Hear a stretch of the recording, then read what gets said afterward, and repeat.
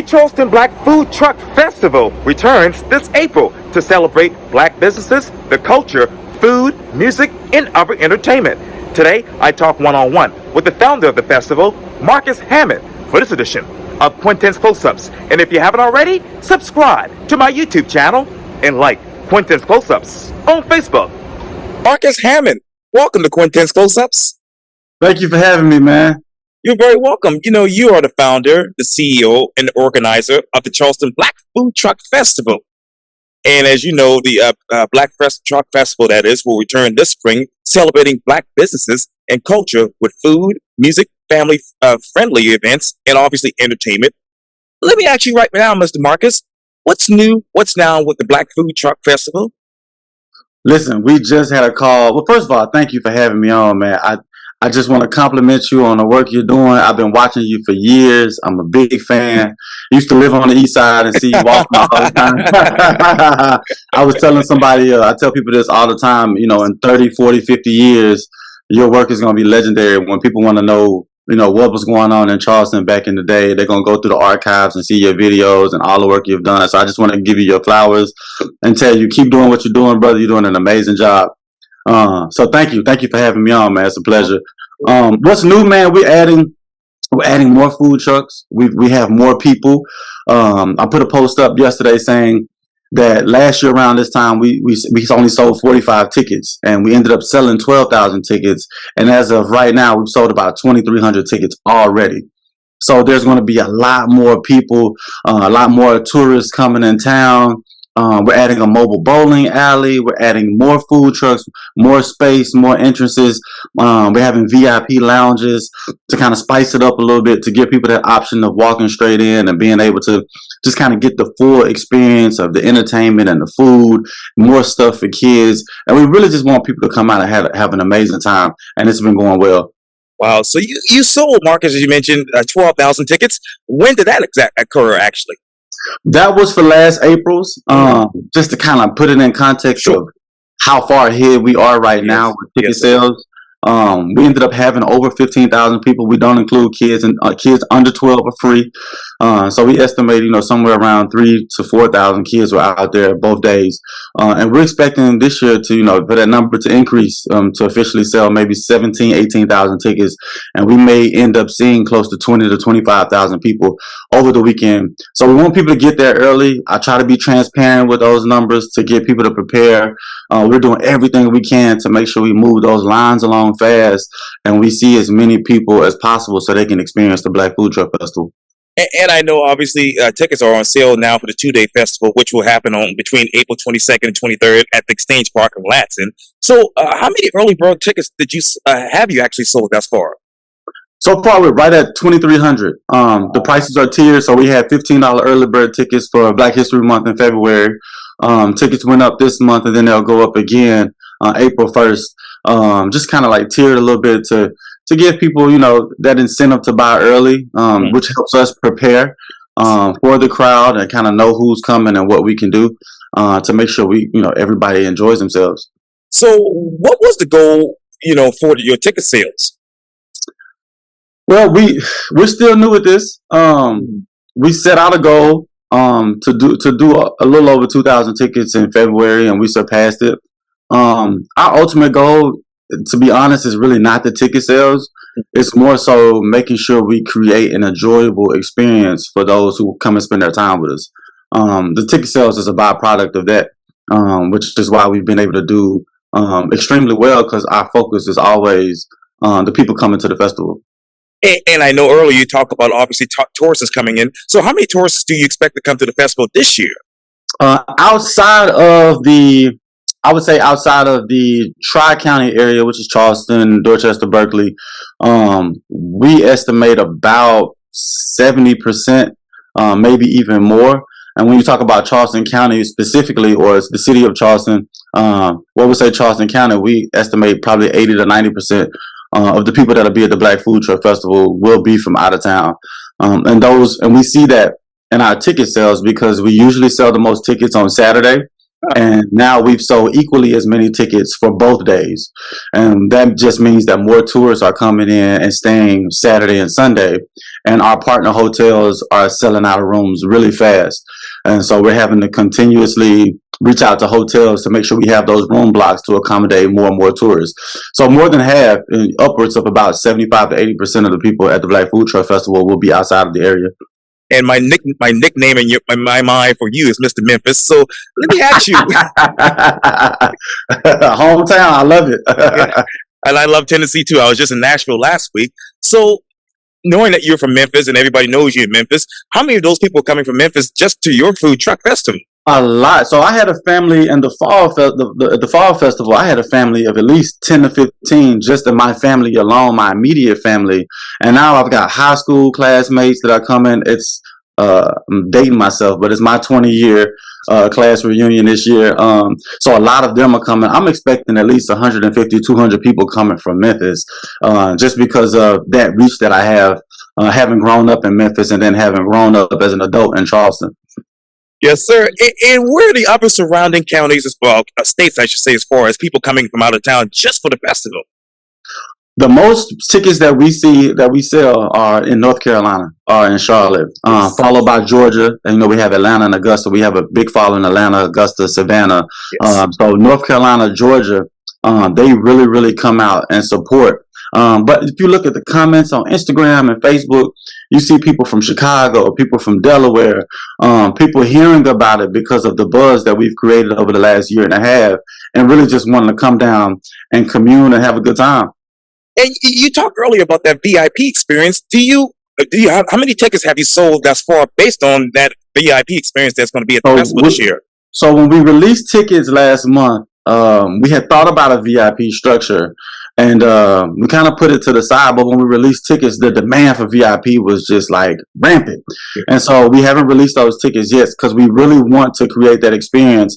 And we also want to give those 2,300 people who've already bought tickets, we want to give them the chance first to upgrade their tickets before we allow the general public to be able to buy those VIP tickets.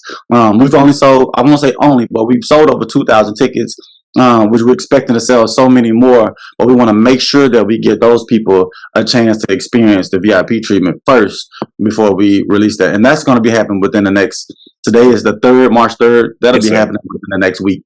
So how many people thus far have actually upgraded? We haven't released the tickets yet. Oh, that's right. I'm sorry. We haven't released them yet. Yeah. No worries. And why ticket sales online only, Mr. Marcus? It makes it easier. If you came to the last Black Food Truck Festival, we try to limit. We try to speed up the process of people getting through the gates.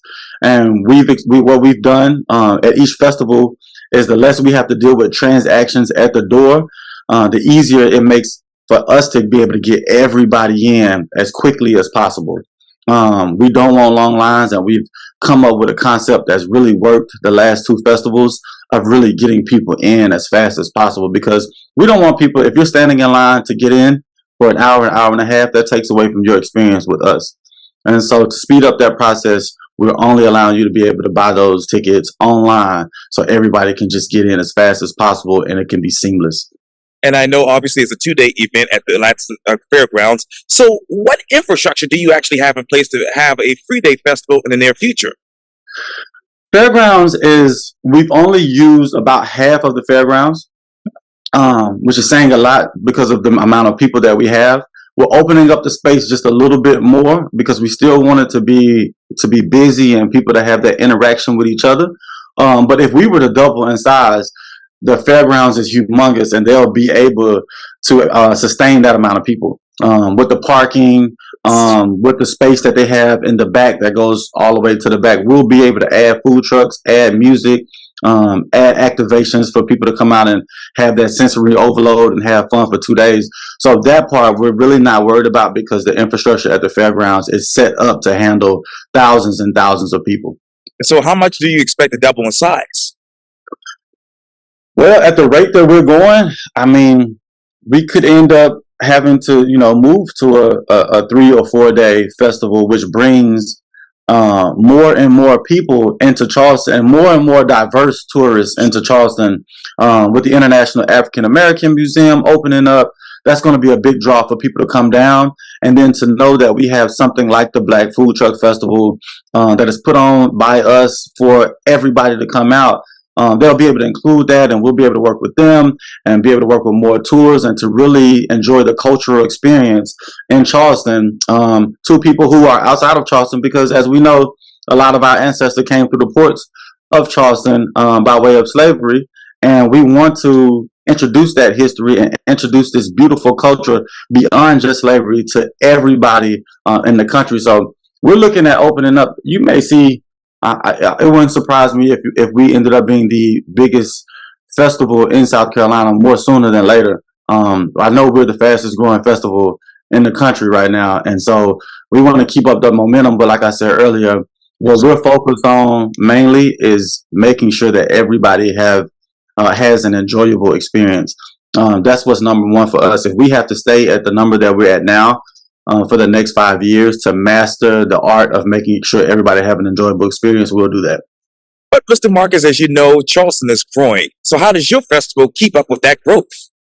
We're chasing it right now. That's exactly what we're doing right now. And honestly, I think we're doing a great job at it because at the pace we're growing at the same pace that Charleston is growing. And we've been blessed with the opportunity to work with the Exchange Park Fairgrounds, which has the infrastructure to be able to handle that growth. And obviously, I know that you have, if I'm correct here, 40 vendors. We probably want to have more than that due to the ticket sales doing as well as they're doing. We'll have more than 40 vendors. We'll probably end up somewhere around 45 or 50 food trucks. Wow. So how many returning vendors do you have thus far? About half. I want to say anywhere from 20 to 25. And we try to keep half of them because they've been with us since the beginning. But we also want to keep the festival fresh and introduce new food trucks to the community and give everybody an opportunity to come out and market themselves and be able to create an economic impact for themselves and so on and so forth. So how many new vendors are on board right now?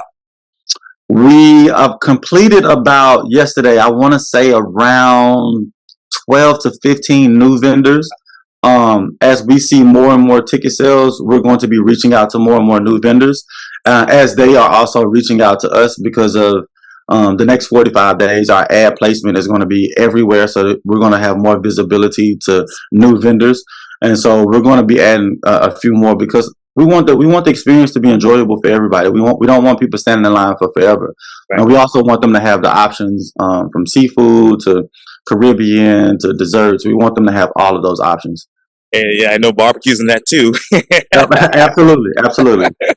Now, with the vendors, Mr. Marcus, how much has applications spiked this year versus last year?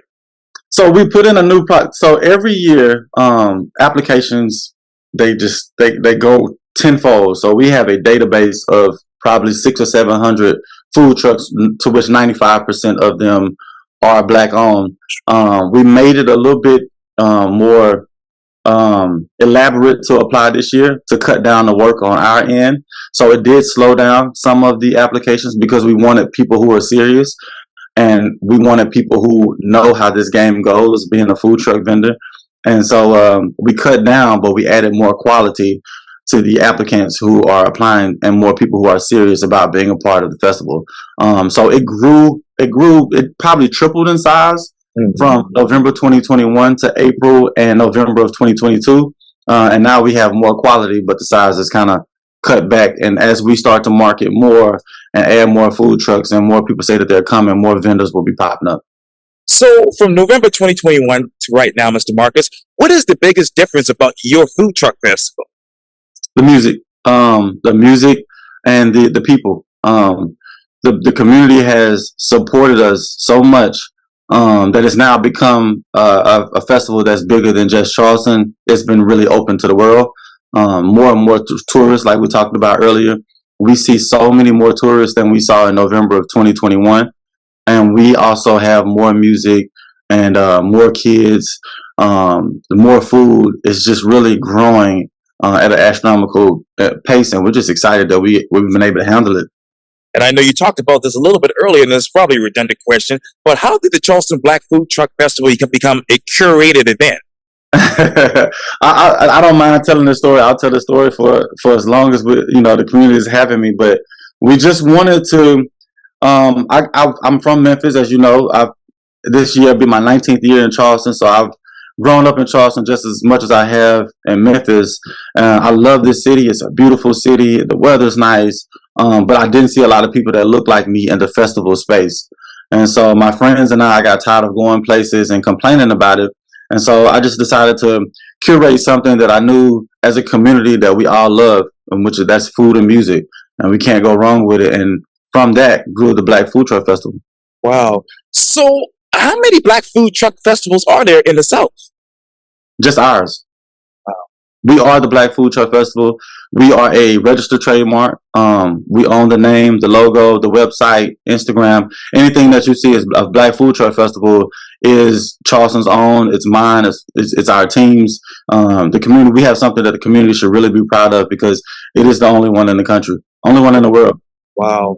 And now that you have established the Food Truck Festival, Mr. Marcus, what else are you seeing that you want to bring to the Food Truck Festival when you're out and about in the community? We do want to get more kids involved in the entertainment. We want to do that. We try to keep it at food and music because we don't want a lot of people spammed with a lot of information. We want it to be a place where you can come, just kind of relax and let your hair down, enjoy yourself, stay out there all day, and not be bombarded with marketing material.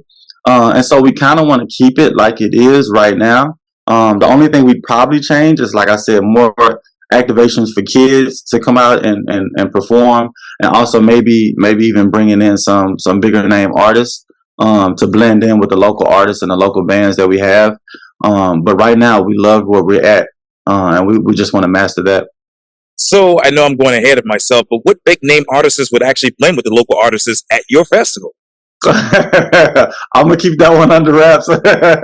but to be honest, we like a lot of R&B, a lot of artists. Like, we're not afraid to go after all of the names. You think about the Badus, the Anthony Hamiltons, some of the old R&B artists along that genre, even the new artists like her and Ari Lennox, different artists that can kind of come in and really get people up and moving and dancing and singing.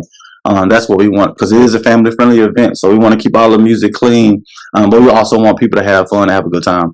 And I know, obviously, you said this to Randolph Miller, I believe, a year ago, but obviously the Black Food Truck Festival, that is, has actually generated more than $1 million to the Black-owned businesses here in Charleston. So how many businesses have actually benefited from the festival in last year? I would say close. I think I estimated about probably anywhere from 75 to 80 with a direct impact. And that's just at the festival. You look at the 40 plus vendors. Those are 40 different businesses, to which 95% are Black owned. Then you look at the videography, the photography, the sound, the cleaning. All of those are small businesses. And then when people are coming in town, we have a list of Black Airbnbs. Those are different businesses. So we estimate anywhere from 70 to 75 businesses are directly affected, along with the community bringing in so many tourists, having those economic impact tourism dollars circulate through the community. It's just a wave of economic impact that we didn't predict to happen as fast as it did, but we are very grateful that it's happening. And it's happening. It'll be happening in April. It'll be happening all year long as we promote the festival and get out in the community and do work. I know that you had a huge economic impact on those businesses here in the Low Country, but what has been the social impact because of your festival? It's been a rough 2 years for the world, being locked inside and not being able to come out and speak to each other. And that was a beautiful thing in 2021 when we started this. It was kind of 2021 was that year where everybody was starting to get outside again. And it was a perfect storm for us to be able to have the festival in November of that year. And people were extremely excited just to be able to speak to people that they haven't seen in years, come out with the family, enjoy a meal, talk to people. We're nothing without the relationships around us. And so people being able to come out and doing that is a huge social impact on the community, especially the Black community, where we don't particularly always have festivals that are curated by us. and curated for us, knowing exactly what it is that we love. And people have been going crazy about it for those reasons alone. And I know obviously you're a big name here in Charleston, but because of the festival, what other relationships have you developed because of the festival? Interviews like this with the legendary Quintin close-ups. Not only that, I've been able to strengthen my relationships in media with a lot of the other festivals. We have Charleston Wine and Food. I've been able to speak with a lot of them and get a lot of insight. Politicians, different businesses that want to sponsor and be out and be in front of our niche audience. Our numbers are tremendous. We have over 10,000 email lists, close to 25 or 30,000 Instagram followers that continuously grows week after week after week, which allows myself and my team to strengthen our relationships with businesses in the community. All kinds of businesses, from small businesses to big box corporations. And it's really just been a blessing that everybody in the community, myself included, have been able to leverage this festival for their business and for their relationships, for their community. And it's been a beautiful thing to watch. Now, Mr. Marcus, you talked earlier about the audience. So what exactly are your demographics when it comes to the festival? Our demographics, I want to say mainly is that if we're talking broad, it's about 24 to 55. It's a broad range, more so in the 28 to 40 range. It's where we see most. 90, probably 90% black, mostly a black audience. We get a lot of heat. People talk crazy on Facebook about it being called the Black Food Truck Festival, but it's a festival for everyone. Everybody's welcome to come out to the festival, but that's our niche audience. Mostly women. When you talk about social media and websites and shopping, that's going to be mostly women. But that age group is about 25 to 50. And if you go through our pictures and look, you'll be able to see kids ages 2 to 100. Everybody's coming out there and enjoying themselves. Yes, indeed. And I know that obviously when you spoke with Randolph in the last interview, you said that one of your biggest goals for the festival was economic development. What are your other goals to meet the economic needs of this community right now? For people to be able to circulate the dollar in the community, and to be able to know that we have friends, family, and local constituents that probably have a product or service that we can buy from instead of directly going to the big box consumer. We have to spend that dollar locally with our community first, because this is where we live, eat, play, educate. And so we have to learn to spend money with each other first and use the resources around us because they're here. Yeah, what other resources are available for us? When you talk about resources in Charleston, education for sure. I don't think we talk enough about the people doing so much good work in Charleston with the education system, and being able to connect that and teach these young kids how big this tourism industry is in Charleston. And there are resources, some that we are trying to create ourselves, to really give our community a chance to grow inside the tourism industry in Charleston, because it is a thriving industry. And we want to be able to go use those resources with ourselves, with the CVB, have these different conversations with our local politicians and our local community leaders to be able to educate all of us on how we can be a part of this tourism, this thriving multi-billion-dollar industry in Charleston. Mr. Marcus, what should be the other conversations when it comes to Black food and cuisine and obviously the culture? How to leverage it to make money. Because I also oftentimes in Charleston, you walk into restaurants and they're 5-star restaurants, and most of the time they're not owned by us. We will be cooking, we're offering the recipes.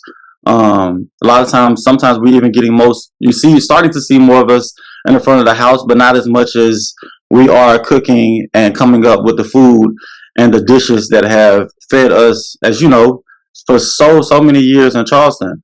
And so I think the conversation really needs to move towards ownership, towards doing for ourselves, more towards leveraging our talents economically, and how we can leverage our talents to make money and create for ourselves.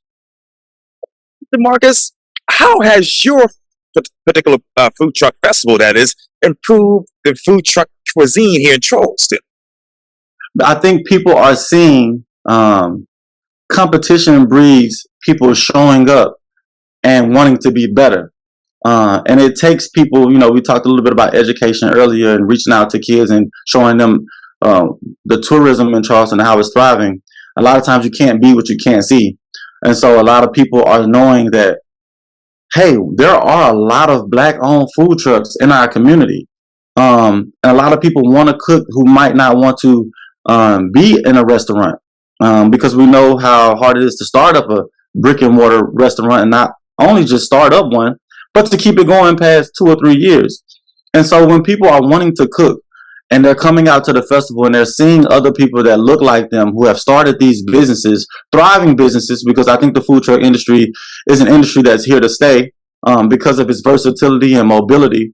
When people see other people cooking on these food trucks and having a thriving business and being part of the community and being part of the Black Food Truck Festival, it inspires them that they can also be the same person and do the same things with just a little fortitude and a little bit of going after it to get it done.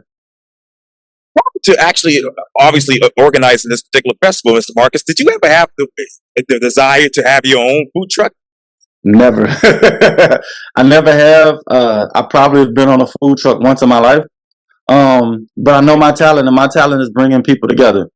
And so I've been able to find something to be able to bring people together and to create an economic impact. And that's where my talent lies. And I just saw an industry that I absolutely loved. I was at work, I was working at a bank, and I was seeing food trucks. I was going to different food truck festivals around the country that didn't quite have our flavor or didn't quite have a lot of people that looked like us, like you and I.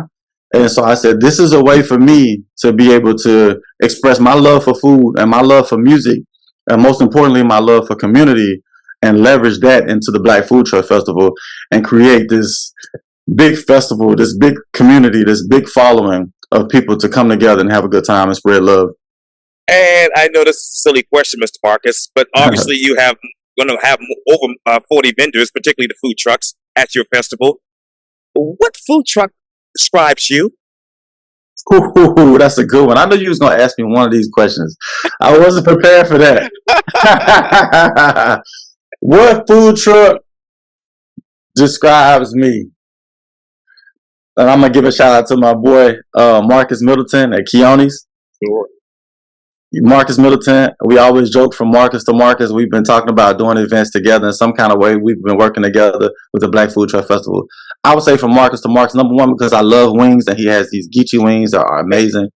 And Marcus can create anything from a vegetarian dish that's full of spices and full of seasonings. And then he can give you the local dishes like the shrimp and grits and the red rice. And then he throws some fried shrimp in there with some geechee sauce. And I consider myself very versatile, and I think he's a very versatile chef. So I just want to show some love to my boy Marcus Middleton. Yes. He's a great guy, awesome guy. Yeah. And one last question for you, Mr. Marcus, and this is a simplistic question. Uh-huh. But what does the Black Food Truck Festival mean to you? I know I'm being repetitive with this because you mentioned it already. Yeah. It means the world to me because not only are we doing for self and creating a community of love and like creating a social impact. I think people shy away from talking about money sometimes, and we all need it. And we all, want to have money to thrive. And I've been really, really excited to see people come in and be able to create an economic, just launch for some of these food trucks to be able to come out for over 2 days to see so many people, to be able to get that experience in this kind of environment and get that kind of exposure. And now it's not just the exposure in Charleston, it's the exposure to tourists all over the world. That means the world to me that we're able to come together in this kind of environment, a family-friendly environment, enjoy music, enjoy food, and also create an economic impact for ourselves, all curated by Black people for everyone. I can't even express how much that means to me, and also just how much the community. I thank people every time I get on one of these platforms, because without the community coming out and really supporting the Black Food Truck Festival, that first one in November in 2021, I wouldn't be here today. And I've been a part of this community, and it has embraced me. Like you said, I'm from Memphis, played basketball at the College of Charleston. I've been in Charleston for 19 years, and to be a part of this community and for the community to embrace myself and embrace my ideas and support them and support my team, that means the world to me. So I'm really humbled and thankful about that. Absolutely. Well, we thank you for all that you do here in this community. So thank you again for your time here on Quintin's Coast House Marcus. Thank you, Quintin, man. Like I said, keep doing what you're doing, brother. You're a gem. They're going to look back in these archives and they're going to know everything that's going on in Charleston because of you. So, man, you keep doing it. Keep doing your thing. And thank you for having me on. Thank you. To God be the glory. Yes, sir. Have a good one. Likewise.